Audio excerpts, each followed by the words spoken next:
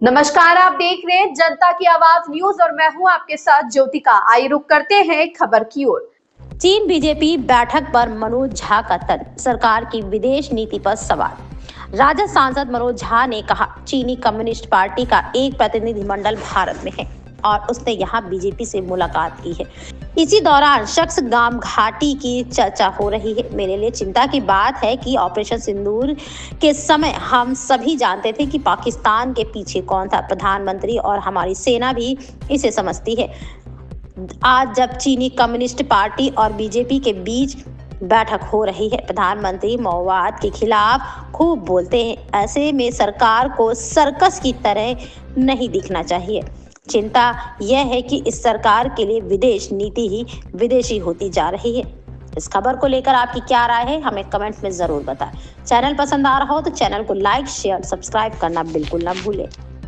100 पाकिस्तानी सैनिकों को मार गिराया, जो सशगाम वैली के ऊपर भी स्टैंड लेते हुए उन्होंने कहा कि साफ तौर पर उन्होंने रिट्रिएट किया इस बात को कि जो 1963 में पाक चाइना का जो पैक्ट हुआ वो एक तरीके से इलीगल है और अनएक्सेप्टेबल है। जो चाइना की तरफ से चीजें हो रही हैं पाकिस्तान और चाइना कर रहा है।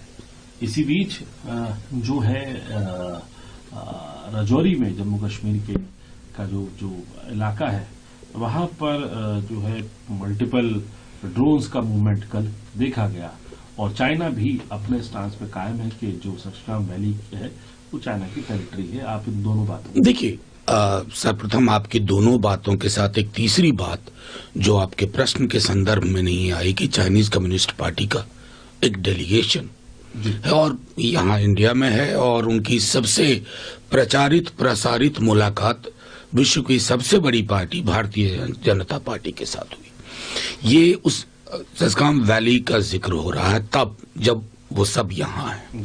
माननीय हमारे जो आर्मी चीफ साहब हैं उनकी बात से कोई इत्तेफाक क्यों न रखे, देश के हैं।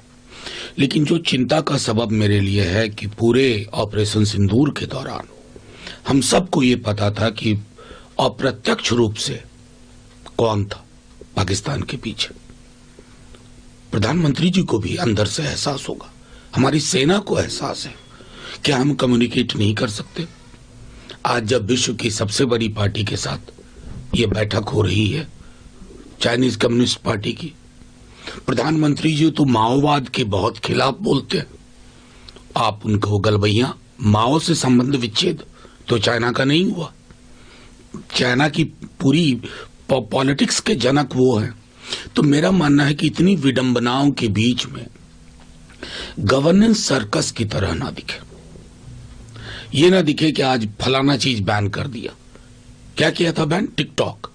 अब चर्चा चल रही है कि उन्हें ठेके भी मिलेंगे, सरकारी कामों में इन्वॉल्व किया जाएगा, बड़ी बड़ी बातें। मेरा मानना है कि समग्रता में अगर चीजों को देखें तो मेरे लिए चिंता का सबब यह है ना कि फॉरेन पॉलिसी का आइडिया इस सरकार के लिए फॉरेन होता जा रहा है। आपने जो जिक्र किया इस खबर में बस इतना ही।